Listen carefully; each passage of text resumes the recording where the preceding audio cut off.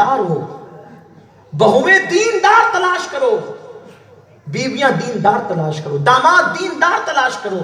دین ہوگا تو سب کچھ ہوگا. اور ہم پڑھی لکھی دنیاوی پڑھی لکھی ہو، دین نہیں آتا کچھ تو آ کر کے وہ پہلے ساس سسر کو گھر سے باہر کرتی. تو پڑھی لکھی دنیاوی آئی اور شوہر سے کہہ دیا دیکھیے جی آپ کی ماں رہے گی تو میں نہیں رہوں گی. اس نے سوچا ماں کو تو کسی بھی طرح سے مینج کیا جا سکتا ہے. اس نے اپنی بوڑھی ماں کا ہاتھ پکڑا، کہا امی آج میں تمہیں پارک میں لے جانا چاہتا ہوں.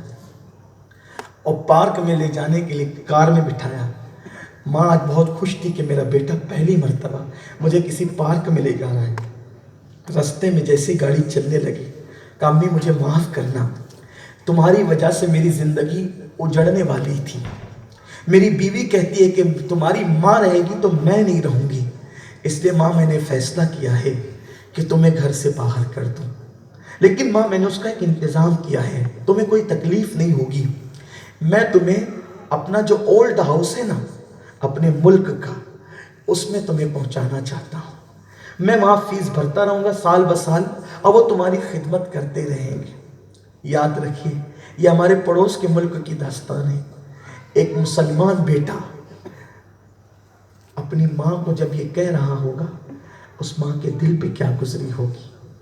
اس لیے کہ ماں جو محنت کرتی ہے بچے کو بڑا کرنے کے لیے وہ صرف ماں ہی جانتی ہے، کسی اور کو اس کا احساس نہیں ہو سکتا. مرد تو کبھی اس کا احساس نہیں کر سکتے کہ ماں کتنی قربانی دیتی ہے. اور ایک مالی اگر ایک پودے کے لیے چھوٹی سی قربانی دیتا ہے تو اس کو پودے سے اتنی توقع وابستہ ہوتی ہے. تو جو ماں 9 مہینے تک اپنے بچوں کو پیٹ میں رکھتی ہے، 2 سال تک کی اپنا لہو جگر پلا کر کے بڑا کرتی ہے، سوچو جب اس ماں نے یہ سنا ہوگا اس کے دل پہ کیسے بجلی گری ہوگی. لیکن ماں ماں ہوتی ہے، ماں ماں ہوتی ہے. ماں کا ترجمہ نہیں کیا جا سکتا. ماں کا ترجمہ، چلیے میں آپ سے کہتا ہوں، بڑے بڑے ادیبوں سے کہتا ہوں ایک لفظ ماں کا ترجمہ کر کے دکھائیں. ماں کا ترجمہ کیا ہوتا ہے کسی لغت میں ماں کا ترجمہ؟ یار جس کے نام کا ترجمہ نہیں ہو سکتا اس کی ذات کی ترجمانی کیسے ہو سکتی؟ ماں وہ ہے، خدا نے جس کو ممتا بھرا دل دیا ہے. اگر میں اپنے الفاظ میں کہوں تو ماں دھوپ میں سائے کی طرح ایک چیز کا نام ہے. ماں غموں میں خوشیوں کا تحفہ دینے والی ذات ہے. ماں ٹھنڈی ہواؤں کی طرح ہے. ماں رحمت للعالمین کی رحمتوں کی جھلکیوں کا نام ہے. ماں رحمت للعالمین کی رحمتوں کی جھلکیوں کا نام ہے. اولاد کچھ بھی کرے ماں سوائے دعا کے کچھ اور نہیں دیتی. بہت جلدی ماں کبھی بد دعا نہیں دیتی. کسی شاعر نے کہا ہے کہ میں نے روتے ہوئے پوچھے تھے کسی دن آنسو، آج تک دھویا ہی نہیں ماں نے دوپٹہ اپنا. ماں اتنا پیار کرتی اپنی اولاد سے کوئی پیار نہیں کر سکتا. خطیب سے لوگ اس لیے پیار کرتے ہیں کہ وہ خطیب ہے. ادیب سے لوگ اس لیے پیار کرتے ہیں کہ وہ اچھا لکھتا ہے. امام سے لوگ اس لیے پیار کرتے ہیں کہ وہ متقی ہے. لوگ عالم سے اس لیے پیار کرتے ہیں کہ وہ علم والا ہے. لیکن ماں جب وہ خطیب نہیں تھا، ادیب نہیں تھا، عالم نہیں تھا، کچھ نہیں تھا، جب بستر میں غلاظت کرتا تھا تب بھی اس سے پیار کرتی تھی اور سب سے زیادہ پیار کرتی تھی.